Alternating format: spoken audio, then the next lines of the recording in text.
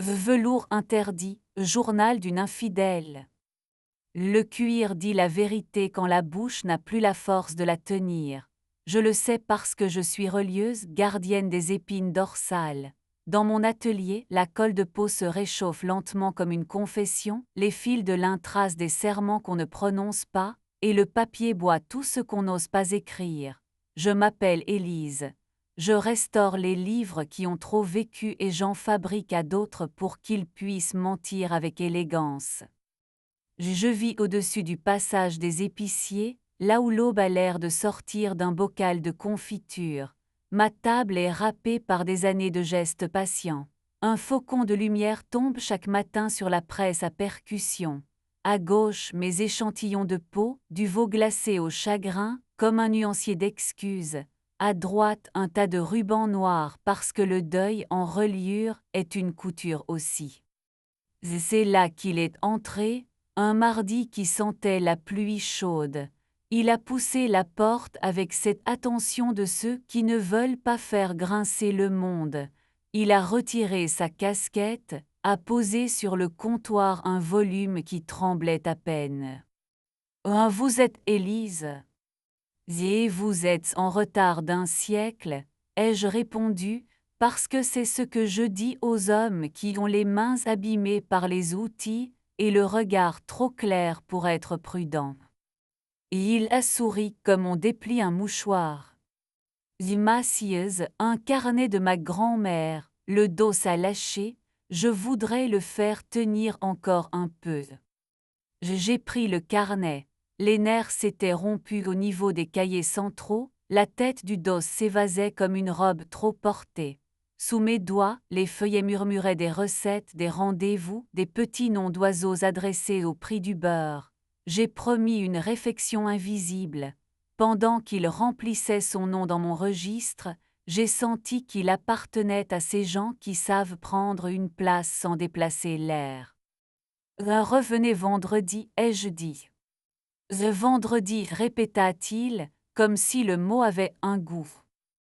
Quand il est parti, je suis restée debout, les paumes sur le cuir, et j'ai pensé à Paul, mon mari, qui promet des vendredis depuis 2 ans et qui ne revient jamais vraiment. Paul photographie des gens qui se tiennent debout devant ce qu'ils appellent leur réussite. Il cadre les angles pour que personne ne devine l'épaisseur des mensonges.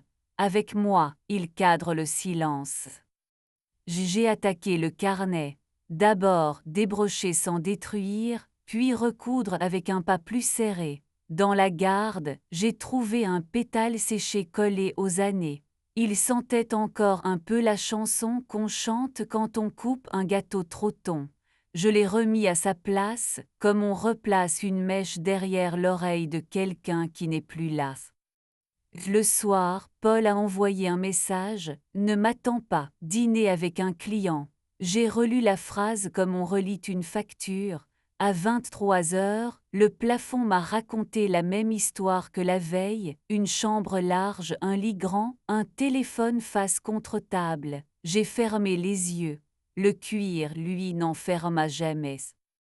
Vendredi, Mathieus est revenu. La pluie avait tourné vinaigre, ses épaules en portaient le dessin. Je lui ai rendu le carnet réparé. Il l'a ouvert avec une lenteur qui, chez d'autres, m'agace, et qui chez lui avait l'innocence d'un premier baiser. Il a parcouru les pages, touché le dos, humé la colle comme un amateur ou un homme qui sait deviner l'effort. Il a levé la tête. C'est vous qui avez ajouté ce fil rouge. Ni un marque-page, pour retrouver le passage préféré. Et si je n'en ai pas? Et alors ce fil vous en donnera un. Ses yeux ont glissé jusqu'au mien. Je me suis sentie regarder comme un livre qu'on envisage d'acheter, pas seulement d'emprunter. Il a payé en liquide, a laissé la monnaie, geste rare dans un monde qui préfère laisser des pourboires au algorithme, puis a pris ma carte. J'aurais besoin d'un autre carnet, pas pour ma grand-mère, pour moi, quelque chose qu'on peut fermer à clé sans qu'il y ait de serrure. J'ai hoché la tête, un étui avec un rabat qui promet sans jurer, un bouton gainé de peau, une sangle discrète. Pendant qu'il parlait, j'ai senti mes doigts plus nerveux que ma bouche. J'ai eu envie de raconter mes vendredis. Je suis restée relieuse. On garde les secrets sous presse, sinon ils gondolent. Cette nuit-là, Paul a laissé son ordinateur ouvert si grand que c'en était une provocation. J'ai mis de l'eau à bouillir, j'ai lancé une infusion qui promettait de calmer des choses qu'elle ne connaissait pas. En revenant, l'écran dormait mais mal, un badge clignotait, une notification d'hôtel. Votre suite vous attend. Le nom ne disait rien, la ville disait assez. Facile d'inventer des clients qui habitent les mêmes étages. Je n'ai pas cliqué, je n'avais pas besoin. Le cuir n'a pas besoin de voir pour se souvenir. J'ai pris l'ordinateur et je l'ai glissé dans un sac que j'avais fait pour Paul au temps où je faisais encore des cadeaux. À la place, j'ai posé sur la table un carnet vierge, un de ceux que je réserve aux gens qui veulent se dire la vérité sans se punir. Sur la première page, j'ai calligraphié « Dis-le avant de le faire ». Le lendemain, quand Massieu est venu choisir sa peau aux chèvres velours noir profond, veiné comme une mémoire qui ne veut pas se confesser, mon téléphone a vibré. Un message de Paul, je dors chez Marc, ne m'attends pas. Marc, ce compagnon imaginaire qui a une épouse, 3 enfants et une vie saine, pratique et bruyante. J'ai souri au mauvais endroit. Massieu a incliné la tête, comme on accompagne un verre qui penche. Mauvaise nouvelle. Juste une vieille habitude, ai-je dit. Vous préférez la tranche dorée ou l'essai cru? Dorée, je n'ai pas besoin d'être discrète avec moi-même. Je l'ai regardé et j'ai eu l'impression d'ouvrir une fenêtre sans demander la permission au mur. Il m'a aidé à mesurer la sangle, ses doigts ont frôlé les miens, et quelque chose a changé dans l'atelier. L'odeur de colle a pris des notes de miel, la lumière s'est posée ailleurs, le silence est devenu aimant. Il a enfilé le carnet dans sa veste, l'a serré contre son torse comme on protège un animal qu'on vient d'apprivoiser. Avant de partir, il a posé la paume sur le comptoir, a ouvert la bouche, l'a refermée, puis avant, je voudrais vous embrasser. Si vous me dites non, je saurai recoudre. Les mots ont trouvé ma peau avant sa bouche. J'ai dit oui comme on pose un doigt sur la couture d'un livre pour en tester la solidité. Son baiser avait la patience des gens qui ne confondent pas la faim et l'appétit.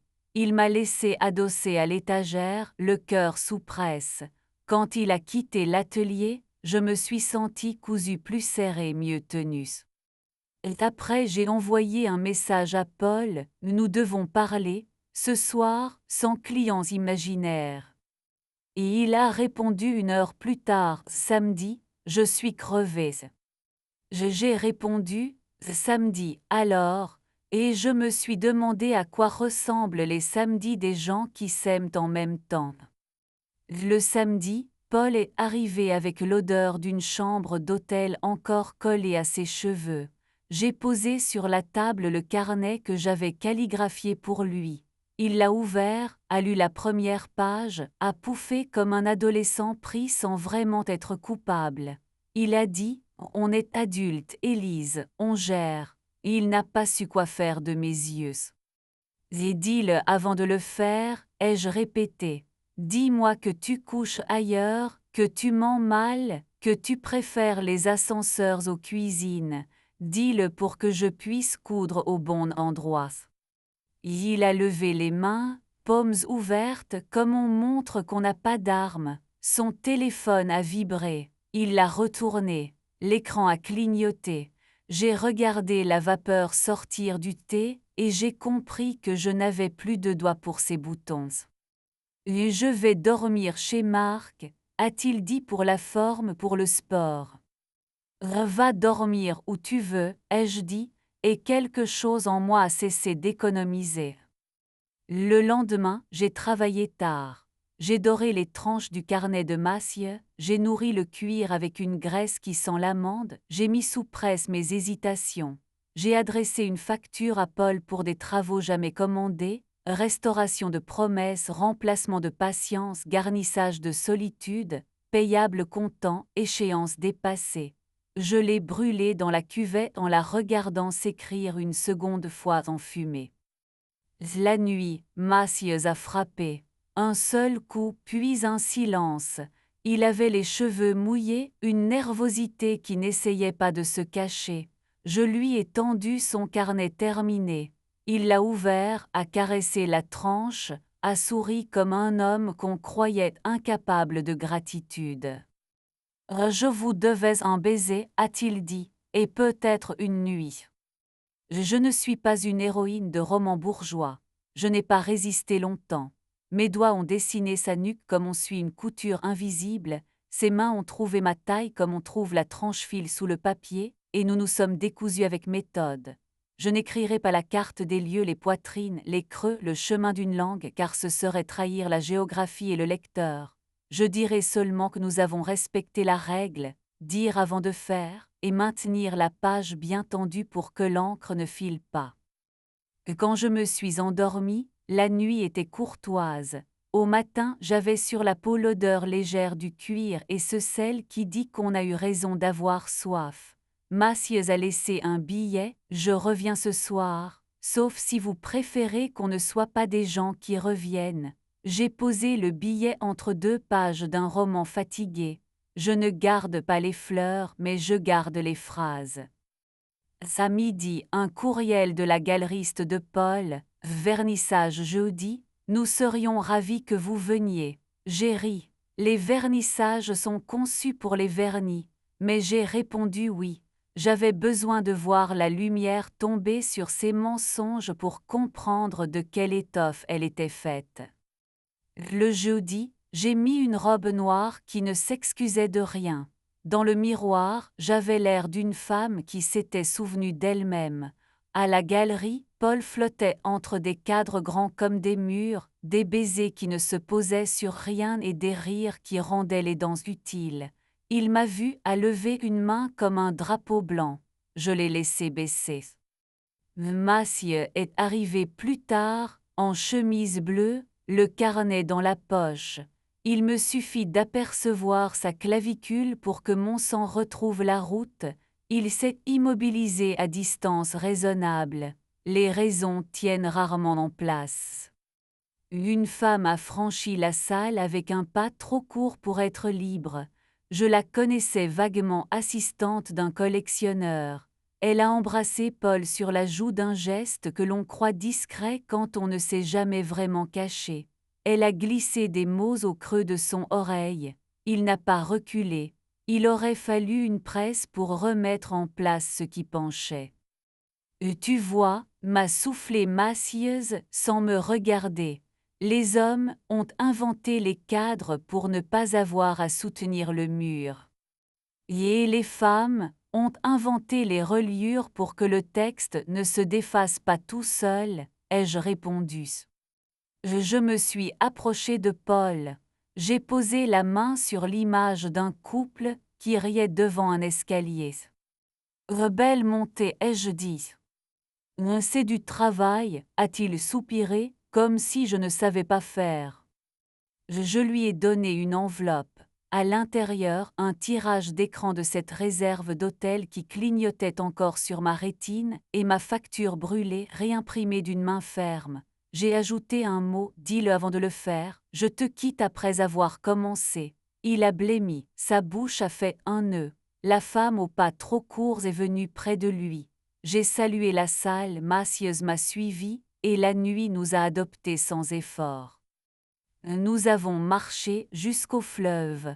Les péniches respiraient comme des bêtes lourdes. J'ai levé la tête vers la lune, elle avait la patience d'une relieuse.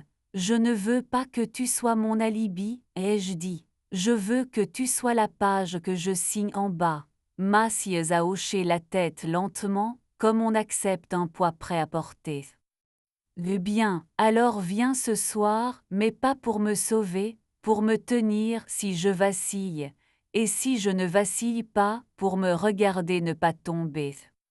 Il est venu. Nous avons appris à poser nos mains sans cambrioler. Nous avons découvert que le fil rouge que j'avais mis dans son carnet existait aussi sous ma peau. Nous avons recommencé à respirer ensemble et séparément, l'ordre importe.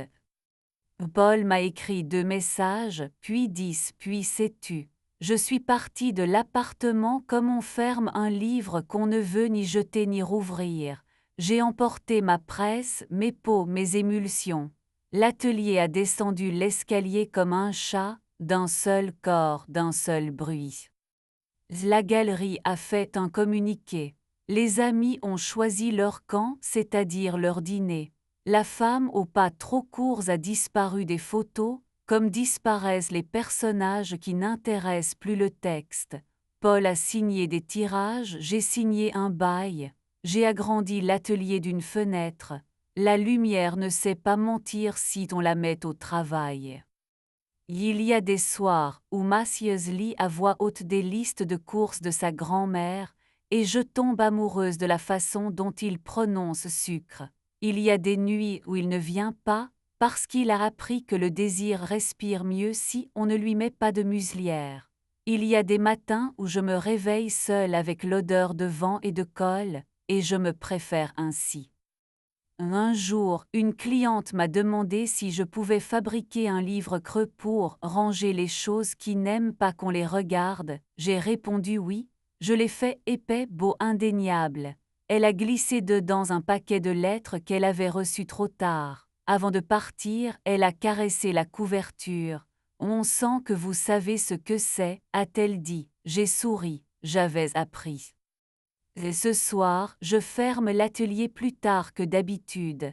Le cuir tient bien les heures, mieux que les hommes. Sur mon banc, un carnet attend sa tranche dorée. Mathieus m'a envoyé un message, dis-le avant de le faire, je viens te lire la pluie. Je réponds, viens, et ne fais pas semblant de frapper doucement. Je range mes outils. Mes doigts sentent la graisse d'amande, mon cou un écho de baiser, pas celui qu'on vole, celui qu'on dépose avec reçu. Je passe la main sur la presse, elle ronronne. La nuit dehors a la couleur d'un chagrin qui a pris du recul. Demain j'irai au marché choisir un ruban rouge plus vif. On ne sait jamais quelle page il faudra marquer. La trahison n'est pas un genre, c'est un pli. L'érotisme, un art de la marche. Entre les deux, il y a l'espace que je me suis fabriqué précisément, lentement, avec du fil qui ne casse pas. Paul a disparu de mon livre comme disparaissent les personnages qu'on a cessé d'écrire. Mathieus n'a pas pris sa place, il a pris la sienne, une note au bas de la page, une voix qui dit encore sans confondre avec toujours. Je ferme, la clochette sonne le point final. Et sous le lining du monde, ma propre couture tient.